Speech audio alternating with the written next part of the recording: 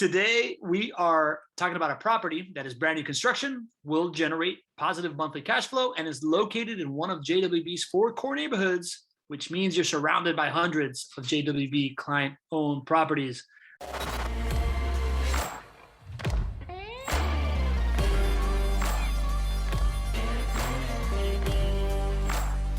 You are officially live on Facebook for the Thursday edition of the Not Your Average Investor Show, the JWB Rental Income Property of the Week. I'm your host, Pablo Gonzalez. With me today, he is the account manager at JWB. He is the quintessential relationship guy. We just found out he's also a creative, an entrepreneur, hails from the New York City area and got wrapped up in sneaker culture and made a business out of it before it was cool. And now the world is catching up to him. We have today, Brandon Thompson. Say hello, Brandon.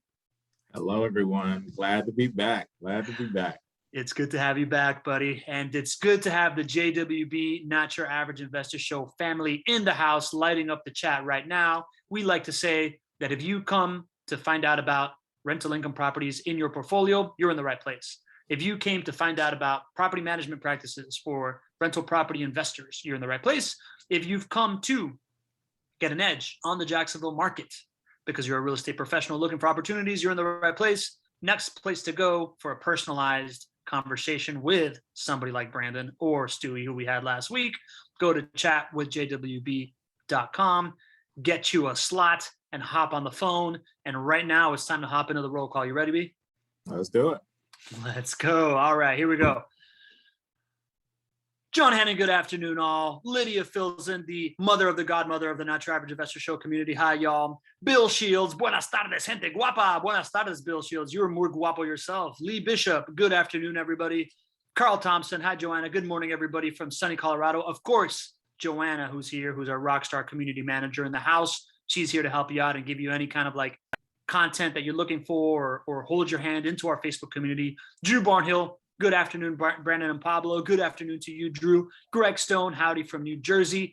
Dean Curry, good afternoon from Columbus, Ohio. Who else we got in the house? Marilyn Cotterman from Homosassa, Florida. Home of the manatees. We know it. we know it. Peter James from the beautiful Commonwealth of Virginia. Welcome back, Peter. Good to have you in the house. Love the Commonwealth of Virginia. Who we got again? Oh, we got Ken Moline, star of the show, past star of the show, coming in from Silicon Valley. Good morning, all, he says. What else? And we got Raul Tirado. He's back. Hola, Brandon and Pablo. Hola, Raul. Good to have you. And Hervé Francois from the beautiful state of New Jersey, the Garden State. He says, what up, JWB fam? Good to have you in the house. Hervé Wincy Dene, let me know how to pronounce that, from Los Angeles. I love Southern California. Wincy, welcome to the show. I think you're a new name. I don't recognize you, so hope you make a tradition out of it. Raj Bantu, hello all. Good to see you, Raj. Welcome back. First question for you, Brandon. Yeah. What's going on? Tell me the state of the market from your perspective as an account executive. What is your day-to-day like these days? What are people expecting? What's happening? Yeah, I would say what's not going on. Honestly, right? I mean, the amount of activity, the amount of calls that I'm talking to, the amount of investors that, I'm working with, I think that's really been really key recently is that, I'm working with clients all across the country, having really quality conversations, not only about the Jacksonville market, what we're doing, what's happening, what's coming. I think that's number one, but then also, the investments that we have, we have a really good mix of not only new construction, renovated properties are in the mix, still have a few townhomes that are in the mix as well. So I think just really talking through and really understanding, number one, what's your goals as an investor, right? Like when you have a portfolio, what portion of that portfolio does Jackson play? Also, ultimately, what are you hoping to accomplish over the next couple of years? Because, all of that goes into, what my role is going to help you do is to get you where you need to be, whether it's financial freedom, retirement, whatever that might be. But we're very active. I mean, literally I'm on back-to-back calls some days where, I'm on Zoom, that Zoom is like my best friend. Anytime that I get someone to actually share their camera, that's always a good thing. So I can actually share faces. So that's always fun. But yeah, I mean, I'm busy, man. I'm really connecting dots. and making sure that it all makes sense at the end of the day.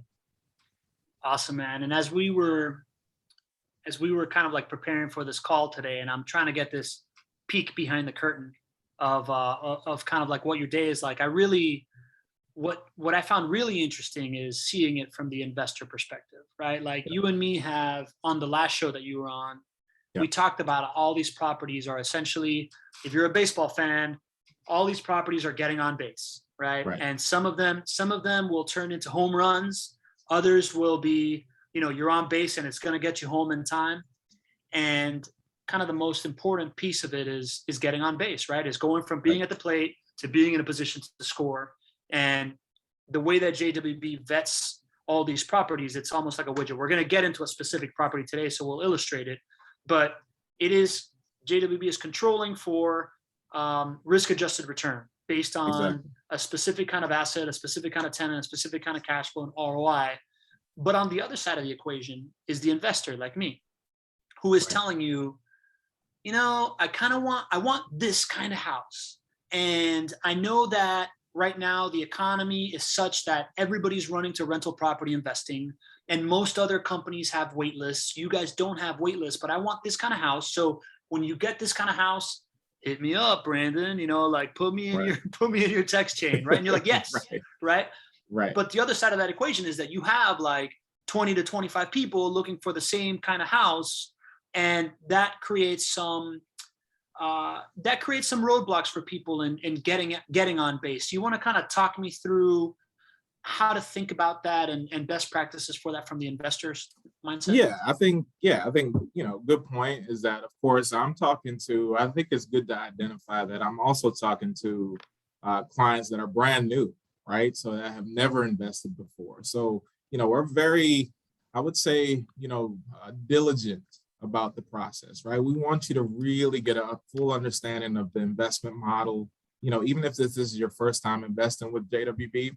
So we go through like a series of calls and just kind of break this down really nice and simple is that we go through the demo, which is just officially going through, hey, what is investments? What kind of investments do we have? What can you look to expect from us here in Jacksonville? What kind of, piece do we play in an investment portfolio? But really the goal of that is, especially for a brand new investor, is to really understand that these properties are truly a widget.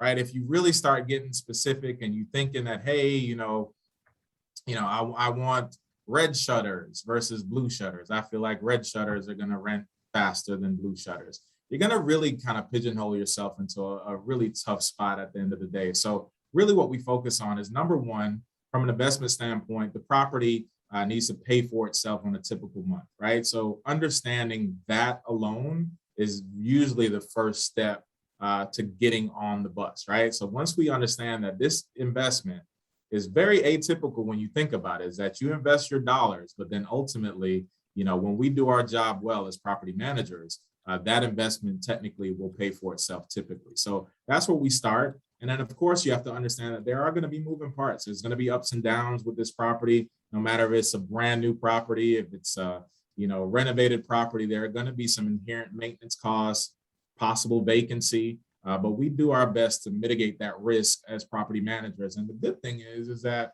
we've been in Jacksonville for over 15 years. Let's not forget that, right? We know the market.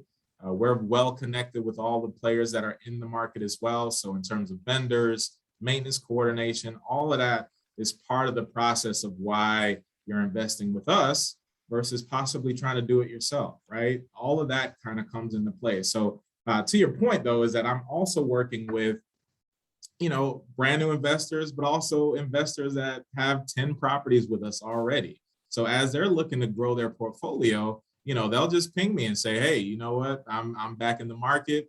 I have some more that I'm looking to got some capital and I'm ready to get going. So just know that at all times, we are dealing with investors that are actively looking to acquire more properties. So when and another thing is that I do my best to, kind of create that white glove service, knowing, what your budget is, knowing, what timeline you have, right? When I can connect those dots, the goal is to make that decision as simple as possible.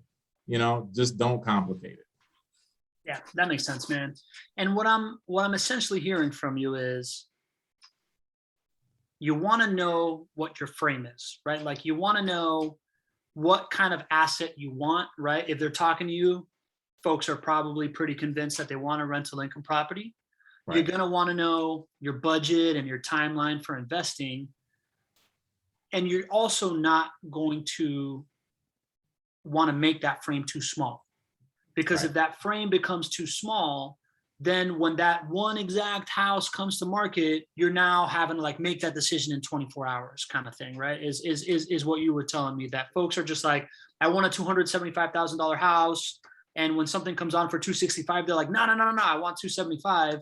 And they Yeah. sit on it for 3 days. And when they come back to want that house or think about that house, it's already taken Yeah. because of the dynamics of the market, not because of anything else. Yeah, I mean, it's just a function of the supply. I mean, we are probably one of the only markets where we still have available inventory. I think if you're looking at a lot of other markets here in the country, is that you're immediately placed on a waiting list, sometimes up to a year before you even have an hour shot to pick a property, right? So, don't take that for granted. This is not something that's guaranteed to be like that forever because, again, we have more investors and we're doing our best to have that available inventory. So when you make that decision, just know that what you bought into is a process. We vetted the properties, we know what's going on, and of course, I always say it, right, Pablo? Like, there's no way that we would want half of our clients to have these unicorns, and half of our clients to feel like they got a dud, right? So we're doing all of the due diligence on the back end just to make sure that all the products that we put out are going to be very consistent, month to month, year over year. So, that's where we start. That's definitely where we start. Yeah, that makes sense. And just in case this is coming across like you got to buy now when I show it to you, it's really the opposite kind of experience, right? Like when folks, Yeah. and we're going to get into this property, right? But like when folks show up to buy for JWB, you don't even get into property selection until 3 calls in, when you understand that they understand the model and you understand that it's right for them. And then it comes to property selection. So we're not just talking about like, hey man, if you hop on a call, chatwithjwb.com, we're going to throw something in your face. If you don't want it, you're out. You're just explaining this idea that first we're going to make sure it's right for you. But once we know it's right for you, you kind of want to have this framework of like being ready to move, and you want to have your eggs in that basket because of the supply and demand dynamics of how rental income properties are outpacing every other investment. And there's such like a glut of people wanting to do this, right? Yeah, I mean, and the word is out. Like, I think I just saw a comment that said that Jacksonville is a market that has a lot of eyes, a lot of dollars are coming into Jacksonville. So, of course, the sooner that you can get in, especially when you can lock prices where they're at, that's part of it. But to kind of reiterate the process, I think it's important that we kind of talk a little bit about our process specifically. Is that number one? When we talk to you on the first call, we're just really trying to get a good gauge as to what your goals are. Once we establish that, once we know that Jacksonville can help you get there, we go into really good details. We're, being a brand new investor, what does property management fees look like? What does that look like on a monthly basis? What kind of expectations do you have as an investor, right? And then also, what is the property expected to do? Why are we in certain locations? Why aren't we in certain locations? From that time that we get there, then we go through even what's called a buying plan, right? This is even more important. It's really, now I get to be like a financial engineer for you to show you ways of acquiring the properties. We'll see it on the spreadsheet here, but basically there's so many different ways that you can acquire properties. And then based on your timeline, based on your goals, I can actually help you engineer how you're going to get there. So we'll go through all of that before we even get to look at a live property. And the reason why we do that is because we want to make that property selection fun. Let's not forget this. This is fun, guys. This is also something that, you're growing your portfolio, you're getting closer to financial freedom, you're getting closer to your retirement goals, but that should also have some fun with it as well. So we do our legwork up front, make it fun on the back end. So then that way the decision-making process is nice and easy for you guys. I like that, man. And listen, I feel like we've talked a lot about this. And if you're new here, you know, like if you are, who's our friend from LA that joined us to Wincy, right? Like we're not being salesy. We're just trying to give you a part of the reason why we do this show is so that you don't go to chatwithjwb.com and spend your time on the phone unless you already know what's happening. And normally on the show is co-founder of JWB, Gregg, who's out celebrating his 10-year anniversary. Happy anniversary, Gregg. Happy. And we're taking this opportunity to just kind of like shine a light on what the sales process is so folks can know what to expect. And, you know, this is kind of like a top of your class experience of just like how to invest in rental property investing. So wherever you're going, you should expect this kind of like slow your roll service, make sure that it fits into your portfolio, make sure it fits into your lifestyle, make sure that your expectations match what is happening. And then you start talking rental properties because you really want to first fall in love with your team and know that it's going to deliver before you actually buy a property, right? You buy a property once, you deal with your team for the life of the property, right? Correct.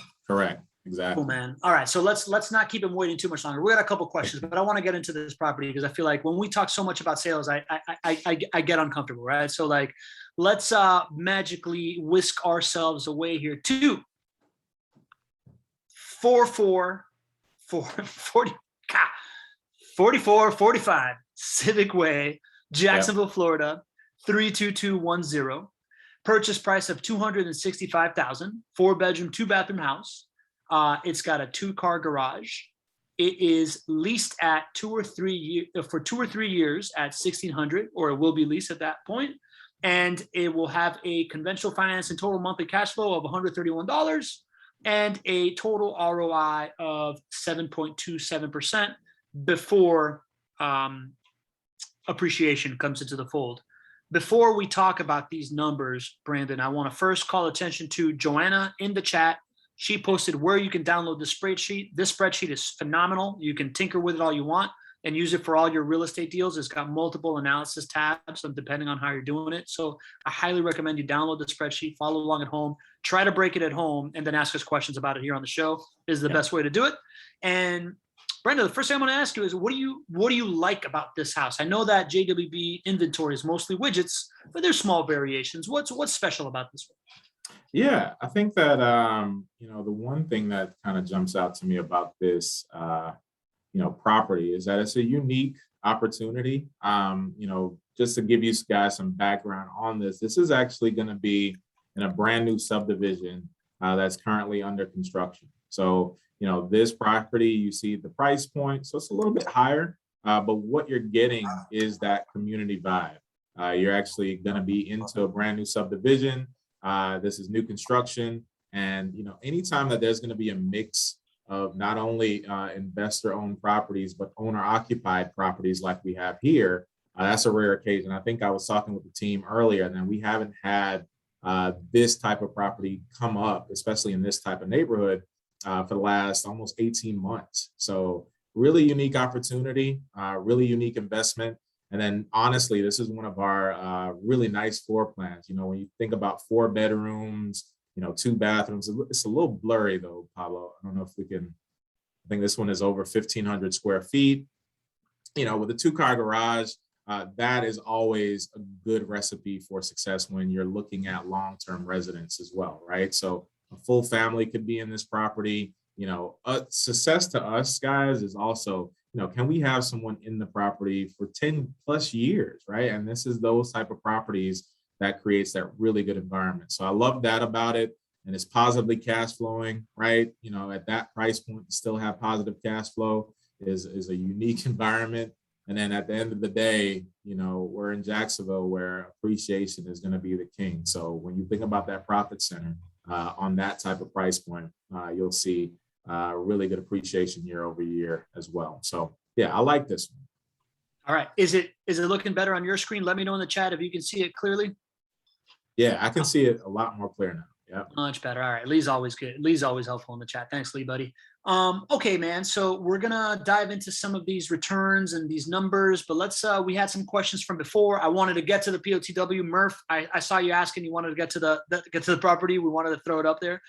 So let's buy into some of these questions here. Raj Bantu asks, Zillow stopped their home buying program and selling their 7,000 houses at a loss. As house prices go up, affordability goes down. Is the housing market turning, in your opinion? I wouldn't say so. I wouldn't say so. I think what's going on is that Zillow had a interesting perspective, is that they just wanted to buy a huge amount of properties and hopefully sell them at profits. What I think is happening is that the fair market value is true right now, because inventory still has not caught up with the demand, guys. I think we're still trending right at around a month of available inventory. I mean, and that's showing through what we have available from an inventory standpoint. So I would say even anyone moving to Jacksonville, the amount of people that are moving to Florida, such an influx of people coming in that, we're seeing a lot of new developments come in, a lot of available inventory that is still competitively priced. So we don't see it turning in a negative direction. I don't see it turning, even more aggressively. I think that what's happening is that we're starting to have a point where inventory is there, but the demand is almost still consistently growing. So it's pretty tough to expect that it can turn anytime soon, because we just simply don't have the inventory here in the city for the demand. Yeah, that makes sense. And all the numbers that we discuss here week after week. I would also say, just as a Zillow as a data point, as an entrepreneur myself and somebody that studies more business than I do real estate, I just see this as a case study in business, right? Like Zillow has become this amazing platform for transactions and whatnot. It seems to me, and what I'm reading, is that they try to get into another business model. And what you're going to find when you're building a business is that you're much better off doing what JWB did and becoming a hedgehog and focusing on this like one really thing that you can do really, really well, versus trying to do a bunch. And I think Right. Zillow has that whole like platform thing figured out. They don't have property management at scale figured out. And I Right. think they were just kind of cutting their losses and staying in their superpower. I struggle with that as a business owner. I struggle with that big time, right? Yeah. Like I'm trying to Yeah. please everybody and take advantage of every opportunity. But sometimes the best thing is to stick to what you know. For me, it's Agreed. this. All right. Lee Bishop says HOA seems a little high at 330. Does that affect the rent you can get from a tenant, or does it affect cash flow? Yeah, I would say for this type of community, that's very conservative. The fact that it's also built into the returns as well. So we also factor that in. This, because it's a subdivision, guys, again, of course, there's going to be that, entrance where it needs to be taken care of, managed, but there's also going to be those community standards that are going to be in place with your typical community HOA. So another big factor is that you might see higher HOAs in communities that might have the community center or the pool or the, tennis courts and things of that nature. And those can, be almost like a sliding scale when it comes to what those HOA fees are. So this is a very simple HOA fee. It's more about just the standard of the community, making sure that that's maintained for the most part. And then from there, you should be in a good spot. So yeah, 330 for the year. I think it's less than about $20, almost $30 a month, maybe for the maintenance for that. But yeah, that's also built into the returns for this property as well. There you go. So yeah, HOA, that 330 is yearly. So it's that's for the year, not monthly. Yeah, there you go. And it's so maybe that's what it was. Yeah, maybe that's what you were thinking as monthly, but no, this is for the whole year. So yeah, there you go. It's for the whole year, and it's baked into this return, right? So this number here isn't going to affect negatively this because it's already baked in, right? Correct. Yeah. All right. Lee Bishop also asked. Lee is a numbers maven, right? So he's asking, annual tax seems high too. Is this due to location, even for the price point at 265? Yep. So that's going to be, we have about 4,000 properties that we manage all here in Jacksonville. So, the good thing is that we have a lot of comps for the neighborhoods, right? So, our goal is to make sure that even on this deal evaluation that we get you as close to what you can expect. A lot of times we project north of what actually comes in. But remember, our goal is to be conservative, under promise, over deliver. So that's what, again, this is what you'll see even on the property taxes side as well. Good question, though. Yeah, good question. You bring up the under promise, over deliver kind of core value that JWB has. Something I've learned a lot from myself as I'm trying to build my company as well.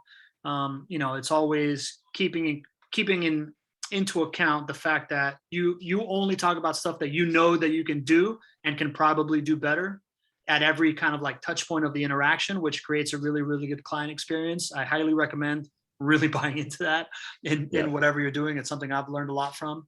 And I just wanted to say that the other thing that you're bringing up that we talk a lot about is this data flywheel that JWB has, right? By managing 4,000 properties that are all of similar tenant type in a similar area, similar construction, the numbers that you use on your spreadsheets will sometimes look funny to people that just see a bunch of like template spreadsheets for people that are taking numbers and putting them out of some magazine or whoever reads magazines or whatever the number du jour is that people use to estimate, because you use true numbers to these estimates. So that's probably what's feeding these tax expectations, right? Yeah, exactly. And I mean, that's one of the big keys with us here in Jacksonville, is that because we're only here in Jacksonville, we got those touch points. We use the data that we have that comes in to equip you guys, right, to make sure that we're making a good investment when it comes to the rental property. So yeah, I mean, that's what we do, is that, of course, you know, anytime that we can surprise to the upside, that's really what the goal is. But our goal is to make sure that you have a sound investment. You know exactly what's coming and going, regardless of, you know, the price point, regardless of whether it's a new construction, a renovated property. All of that's going to be included in how we evaluate each deal for you guys. So yeah, and that data flywheel, just to kind of get more into it, will feed this vacancy rate, will feed this maintenance rate, you know, like all these numbers, the fact that you include sewer and stuff like that whenever there's sewer, right? Like, oh, here we go, sewer, septic, and you know all that stuff and how it affects everything. I find it really fascinating, the whole data flywheel concept of just how a local real estate company operates, like a page out of a Jim Collins book. I think is really, really cool. Yeah, and it's awesome. I mean, we have a really amazing accounting team that really does take all of this information in. They do all the accounting every single month. They look at the vacancy rates. They look at the maintenance rates. We even have it based on property, right? So the vacancy rate is going to be set to 3% for new construction. Maintenance rate set to 4% on the new construction. But the good thing is that even for a renovation, we'll slide that up. You know, we know that inherently, even with renovations, you're going to have higher maintenance costs. So you'll see that on the actual deal evaluations, that'll go all the way up to 7, 9, maybe even 10% based on the properties as well. So just know that those aren't just kind of like plug and play numbers. These are going to be based on the individual properties, not just a standard template that we're throwing out there. These are actual real calculations based on the property, based on locations, based on a lot of different factors that go into it. So very cool. Yeah, man, I think it's really cool. And we're going to dive deeper into these numbers. I think right now that we hit the half-hour mark, I just want to kind of talk about our community, right? We got this Facebook community of 3,000 plus investors like you.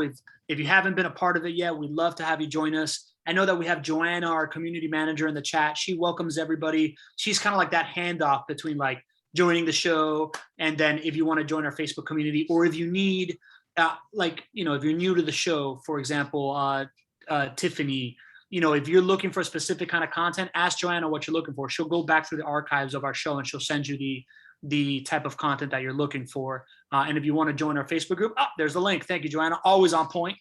And we'd love to have you in there, where we interact throughout the week, and we put on other value nuggets and all different classes of investment, not just rental property. So let's dive into it. Bob Wiesner's got and you know what? Put in the chat if you're a part of the community.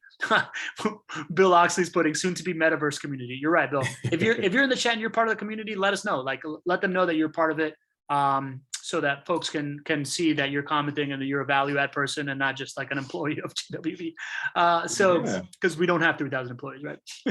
Right, and honestly, Paulo, it's so cool to see, you know, so many of the clients that I work with. I think that that's like my little community as well, right? Just knowing that, you know, I might have helped you with a property a couple months ago, or we're working on a deal now. So it's just good to see, you know, all of my clients and, you know, all of my family. I like to call you guys family, honestly, because I mean, we're working together. It's a huge relationship. And, you know, I'm a huge relationship guy. You know, I get it all the way into it. I really care about what I do. So it's just cool to see the engagement, especially from clients that I've worked with. So glad to see everybody here I really do appreciate you guys taking the time to, crunch these numbers with us and see what we're working on.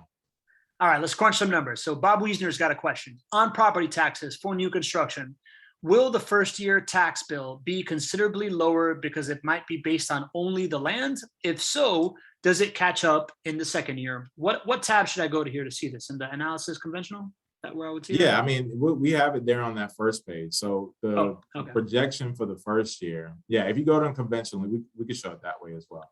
Okay. Yeah. So this is just, you can download this sheet. You can fiddle with it all you want. And that is the link. Joanna, if you want to share that again so people can learn how to do this at home. So where do I go here? Right. So just basically in year one, you look at line 24, you see the estimated annual property taxes. We have that set for a full calendar year. Of course, a lot of times, depending upon when you buy in the calendar year, that's going to be escrowed in. But again, this is for that price point based on Jacksonville's, tax rate. So initially, you'll have it set to that 3,500, and that's for that 265K price point. And then you can see it does slightly increase year over year, based on the increase. So yeah, just to keep it simple is that we project, the real number in year one. You may pay a little bit less than what we project on a deal evaluation in that first year, but that's truly the assessed value for what we project for that property. There you Hopefully go, Bob. That makes sense. Yeah, for sure, man. I thought that made a lot of sense. Bob, if you got any more questions on there to follow up, go ahead. But I suggest download that spreadsheet. You'll see it yourself. All right, man. Let's talk about this total monthly cash flow, right? $131 of total monthly cash flow. What does that represent? Yeah, so of course, you got your gross rents that are coming in. We have all of your expenses, of course, your typical mortgage payment, your normal expenses from insurance, taxes. Once all that gets taken out, on a typical month, you're looking at positive cash flow of $131. So, I mean, that's really amazing to get, especially again, at this price point, a market like ours, where there's a lot of appreciation. That's really the biggest bang, is that the asset is paying for itself, right, on a typical month, and you got some cash in your pocket on a monthly basis. So, you can't lose in that type of situation. Yeah, I love how Gregg started recently explaining this, of just it makes it scalable. As long as you're not having to dip into your pocket as you add properties to your portfolio, because what you want to build is this portfolio that you can get to, this army of cash producing assets, then you can continue to acquire more. Whereas if you'd have to go negative each month because you're betting on some long form appreciation, that's going to start really choking you if that's what you're doing, right? So this $131 a month kind of positive monthly cash flow is another kind of just ticket to the game. It's another on base thing that as you start paying down the property, becomes this cash purchase monthly cash flow, right? Once this thing is paid off, it's going to be at least $1,080 a month. Exactly. Yeah. And I think that's the cool part as well. Is when you're looking to grow a portfolio, you want to have these properties that are going to be positively cash flowing, because even when you go through financing, when you work with lenders that look at these assets and look at them on an individual basis, it's always good to make sure that you have that income coming in, because a lot of times if you're going cash flow negative, that could throw off your ability to acquire more properties in the future. So yes, Gregg is always on point. When you're looking at scaling, when you're looking at growing an aggressive portfolio, you want to have asset producing properties in your portfolio. So that's definitely a huge way to get there. Yeah, I like that, man. So that's $131 a month, typical experience, right? Most months it's going to be this, but it doesn't paint the whole picture. This ROI is more of the whole picture. You want to kind of tell me what this ROI stuff represents? Yep. So ROI is going to be the return on the investment, right? So based on your initial down payment. So if you want to jump over to your conventional financing tab really quick here, I think the easiest way for you to see that is, of course, that ROI on the top right. So based on your financing, right? So with you putting 25% down, and I think you guys will notice that this is also very conservative, is that even when you put 25% down, we have a conservative interest rate of 4% that's built in. So what you're looking at is initial investment for this $265,000 property at $72,875 roughly, right? So with that being said, with the cash flow, with the returns that you're looking at on an annual basis, you're looking at a 7.27% return on that initial investment every single year. So, and that's just the first year, right? But just know that as revenues increase, rent prices increase, your rent and your debt is paid down, that ROI starts to creep up as well. Yeah, there you go. And to your point, right? This is an interactive sheet. So if you download this thing, you can, for example, the 2 properties I've owned so far, I put down 20%. So if you put in 20% here, you see the ROI jumps, right? So like it is live. You can try it at the different percentage points. You can try it again. This interest rate is probably a very conservative interest rate as well.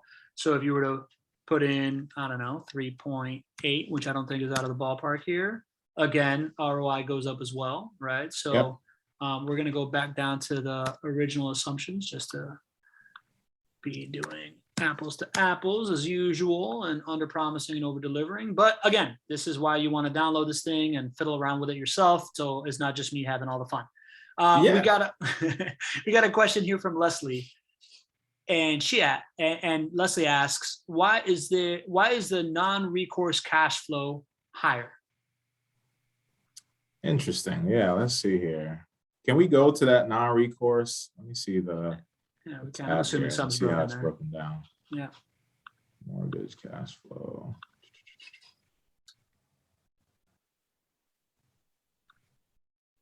Interesting. Yeah.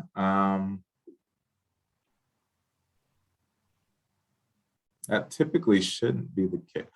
You know what? Yeah. So one thing that has been updated is that when it comes to the non-recourse lending, some of the lenders that we've been working with have these new products where basically, even though you're putting, 50% down, 40% down in a lot of cases, the interest rates are a little bit less. So that's why you're seeing that a little bit bump and increase from the interest rate being a little bit lower, because typically you're looking at, I think 7 to 8% for the most part, almost 9% in a lot of cases for non-recourse lending. So I think that that's what's showing that additional cash flow increases, because you're looking at that $1,600 on a monthly basis. You got your taxes escrowed, insurance escrowed, HOA fee, management fee is there. Yeah, that 859. So let's play that out, right? It's a 50% down payment for a non-recourse loan, right? So you're financing less. What we're contending is that this interest rate going down to 6.75, which is higher than like the conventional one, but the 50% is gonna increase your cash flow as well, right? So, but normally before this special deal that y'all are getting, was closer to like 8-9%. So if you put it at 9%, now we are at that, let's call it 8.5. So where it was before, it was at that like much smaller cash flow, much smaller ROI, but this opportunity of kind of a new deal that JWB got with a non-recourse lender makes it an attractive opportunity, and you can do it. You can see it by messing around in the sheet, right? Right. Yeah. So what you put in down more, of course, that's going to help increase that cash flow a little bit as well. So yeah, so that's really what it should be. Yeah, it makes a lot more sense now when I'm looking at it from that perspective. There you go. And Lee Bishop was all over it in the chat, and so was Drew Barnhill in the chat. We got an educated community here, so I love it. Love it. So you were just talking about the ROI. The ROI includes, these one-time costs or these like every 4-year costs. That is a holistic picture of what you're looking at. There's 5 profit centers in rental property investing, and one of them is this appreciation rate, but that's at 0, right? So that's not really including. Whoa, what did I just do? That's not really including the appreciation rate. You want to talk to me why it says 0 there on the appreciation rate? Yeah. I think the easiest thing that we do, again, you see the consistency in terms of under promising, over delivering, guys. One of the largest, factors when it comes to rental properties is going to be the appreciation, right? That's how you create wealth long term. Any of us that have properties that we've owned for the last 10, 15, 20 years, it's not the cash flow that makes us wealthy. It's going to be that appreciation and that equity that we gain on the property. So that's what we do. Is we want to make sure that even in the absence of appreciation, which we know is happening, we want this investment to still stand on its own 2 feet. I say it all the time. even if nothing happens when it comes to appreciation, this is still a solid investment. So that's what we look at is number one, you put that in and, we have it set to that 7%, standing on its own too. But even historically, and I think this is also important to identify, guys, is historically, since 1991, Jacksonville has been appreciating at a rate of about 4.3%. And that includes the crisis, right? So just know that that does include the crisis. But since then, we've been appreciating at a higher rate. But I'm a guy that likes to be conservative with any kind of investment. And I focus on historical data versus, the last 2 years, last 3 years kind of data. So yeah, when you put that 4.3% in, what happens? Well, let's see, right? Like if we're going to look at it long term and we're going to count on these like historical appreciation rates because we're a full market cycle, 4.3% put in, it goes from 7.27 to shapow, 22.9. It goes a whole nother 16 points, which is 4.3% appreciation. You want to explain that? Exactly. So now when you think about it, right, when you're buying and holding the property, right, that's really the biggest key. If you try to time the market and say, hey, I'm going to buy it this year and try to sell it next year, you're playing a game that oftentimes you're probably not going to win. But what we do know is when you're buying and holding a property long term, 5, 10, 20 years, that's when you can count on that appreciation rate. At that point, strategically, if you're in the market to use that equity to gain more properties or grow your portfolio, that's one thing you can do. But again, when you're holding on to the property and you're having that property increase in value, you're getting closer to the property being free and clear, that's what's going to shoot that investment and then that total return all the way up to over 20%, which is really the largest profit center, Yeah, man. by my definition. Understanding that concept is what really changed it for me and made me really scramble to get in on this. This idea that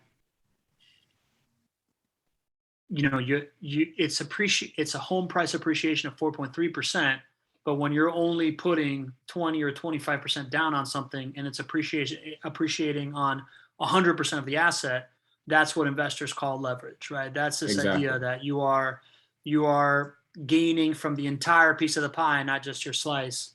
And that really changed the game, right? Like that's what really sold me. Absolutely. And then on top of that, let's not forget, how cheap debt is right now, right? Let's not forget that as well. So, of course, the inflation hedging aspect of it as well, locking in that debt at that rate that could be 4 or sub 4 in a lot of cases is really going to get us set up in a lot of positive situations going forward because we know that rates can't stay where they are at the end of the day, right? So, you're putting yourself in a really powerful position knowing that you're locking in cheap debt. And then, of course, you're gaining that additional equity year over year. So, good point. Works for me, man. We are now. That's everything we wanted to show you, right? With no more questions on deck. I would just kind of say, Brandon, what's your outlook right now on the Jacksonville, right? Like this is a property that's in one of these. You said that what you liked about it is that it's in a pretty livable neighborhood, right? Like it's got like retail and it's got a couple of other things. Normally, these properties have to do with you're just buying an investor property. This one is a little bit different, but what's kind of like your overall piece of advice of somebody that came to this call, thought this property was good, kind of into the rental property investing thing? Like what's what would you advise like your brother or your sister to do? Yeah. So, I mean, for this type of property, I think this is like I said, a unique opportunity. Typically when you can get into a new community, something that's just been recently established, especially where we are, where it's going to be a mix of also owner occupied properties. It's rare. It's rare. Just to be honest with you, a brand new property, a brand new subdivision is very hard to find. Typically, you're going to be dealing with, one-off properties, and those work extremely well as well, right? But for where we are in the market, what's going on in Jacksonville, the amount of activity, the amount of people and families that are moving in to Jacksonville, when you get an opportunity like this, because simply it's just because we don't have this often, right? Typically, you're going to have your single family. We'll have the townhomes here and there. But the truth is that we haven't had an opportunity like this in the last 18 to 20 months. And I don't expect us to have another opportunity like this for probably another 18 to 24 months, because you got to think about the legwork of developing this amount of land, right? You basically got to cut a brand new road, put all the new infrastructure in, piping, getting with all the utilities, getting all that set up. So when we can bring that to the market, it really commands a very strong demand, not only from a renter standpoint, but just from a whole market standpoint. So when this comes into a market, it's also going to drive appreciation in that area as well. Remember, we also are heavily invested in the west side of Jacksonville. A big factor of the west side is also the military base. Let's not forget that, we have a very strong military community here in Jacksonville, a huge rental demand on the west side. So much dollars are going into the west side as well. So again, you look at Jacksonville overall, the amount of investment that's going on in the city, the amount of infrastructure deals, and so many things that are happening. We're at the early stages of a large amount of appreciation that's happening. So, the opportunity is clear, the opportunity is key, and there's so many jobs, so many different opportunities that are happening that really just creates a really solid environment for it. And then just this type of property, when you can get a 1,500, 1,600 square foot home, for these type of prices, and that's always another fun thing that I like to do with my clients is saying, okay, I know you're in Denver. If you were to get this kind of property out in Denver, what would that look like, right? A lot of times it's 600-700 at minimum, right? So just think, you're getting this property. Denver always was not where Denver needed to be. Atlanta was not always where it is now, right? So when you can get a brand new property, that type of square footage, we know what it looks like further down the road, especially when we're coming from markets like California, New Jersey, all these different markets. That's what the game is, and that's really how you keep it simple, is that you get early into a market with a property that we know could be north of a huge amount of money, right? When you're thinking about, what these property values are in different cities and different markets that have appreciated, probably to a point where you're negatively cash flowing, to still be positively cash flowing, it's just a great environment. I mean, it's like literally almost like the best secret sauce that we have is that, we have these properties that are positively cash flowing and you see the appreciation coming, so, that's what I like about what I do. And again, for you guys that are looking at opportunities, looking at different, markets to get into, that's one thing that we do have is that we understand the market. We've been here for so long. So all the numbers make sense. It's just more so about just making sure that the budget's there. And if it's there, it makes a lot of sense. So perfect. Beautifully said, man. Shout out to Leslie in Denver. As you were saying that, Dean had a couple questions on the subdivision. Will all the homes in the subdivision be built by JWB? And how many homes does this subdivision hold?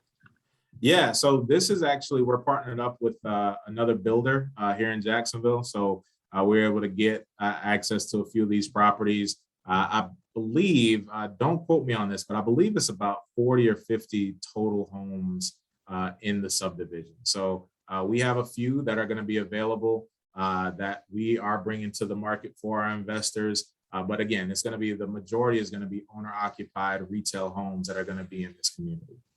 There you go. Brendan, it is a pleasure to have you back on the show, my friend. I have a good time when you're here.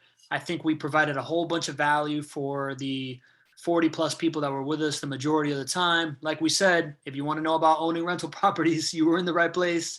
If you want to know about property management principles for rental property investors, you were in the right place. If you wanted to get an edge in the Jacksonville market, you're in the right place. Next step, if you want to hop on a call with Brandon himself, go to chatwithjwb.com and we can, Brandon or Stu can tailor it to exactly what you got going on, and hope to, keep you coming, keep you having here. We have shows every Tuesday and Thursday. We have the Not Your Average Investor show. You can find it on any podcast platform. If you want to listen to past shows, go Not Your Average Investor show. I listen to it on podcasts. That's what I like to do because I like to, cook and walk the dog and drive around while I'm listening to my personal development. And join us in the Facebook group. Joanna put that thing in there. But Brandon, I'm gonna say thank you to you and thank you to the audience. Right? We never take for granted the idea that it's the middle of the day on a work day and you take an hour out of your day to hang out with us. That really, really means the world to us as far as the value that we're bringing. And Brandon, I will give you last words, my friend.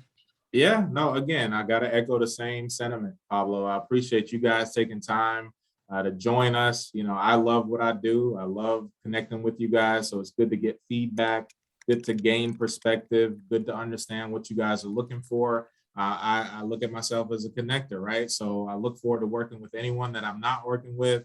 I look forward to connecting with all of my existing clients. So, you know, if this is something that you guys are interested in, you know, let me know, and we can definitely get you guys connected. But at the end of the day, you know, it's all about helping you guys get to where you want to be in terms of your goals, whether it be retirement, financial freedom, creating a family legacy.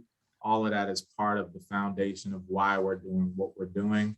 And, you know, definitely hope to work with you guys to get you where you need to be. So appreciate your time. Love it. See you guys in the Facebook group and on the next show on Tuesday. Adios.